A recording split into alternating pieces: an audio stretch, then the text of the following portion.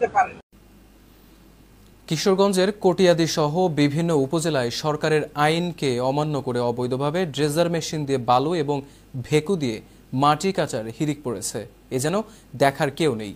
সরকারের আইন অনুযায়ী ব্যক্তি মালিকানাধীন ভূমির মাটি বা বালু ক্রয় বিক্রয় করলেও কিছু প্রভাবশালী মহল সরকারের আইনকে তোয়াক্কা না করেই মাটির ব্যবসা করে কোটি কোটি টাকা হাতিয়ে নিচ্ছে। এ ঘটনায় হুমকিতে রয়েছে কৃষি জমি, রাস্তাঘাট, বসতবাড়ি সহ সমাজের বিভিন্ন অবকাঠামো।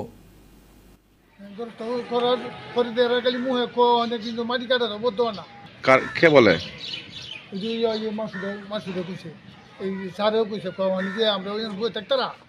তারা কোনো আইনে কোনো পদক্ষেপ নেয় নাই? না, পদক্ষেপ নেয় নাই। না, দরখাস্ত কবে কত দূরে এসে করছেন? কতদিন হয়েছে তো আমার কাগজ আছে, এই কাগজের আছে। এদিকে কাজটি সঠিক করতেছে না অসঠিক? একদম সঠিক হয়েছে না, এই জিনিসটা করা হয়েছে না। আমরা বলছিলাম যে একটু হালকা একটু মাটি ভরে ভরে দিয়ে পরে গাড়ি নেওয়ার লাগে। আমরা অনেক সময় আইলে মাটি গাড়ি নেওয়া যেতে খুব কষ্ট হয়। একদিনে তুমি মানলো গাড়ি বল্ডি নেওয়ার চিন্তা ভাবনা করছি।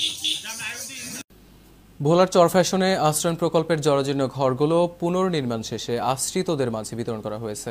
মঙ্গলবার হাজারীগঞ্জ ইউনিয়নের ঝিনুক আশ্রয়ণ প্রকল্পে ১০০টি এবং চর মানিক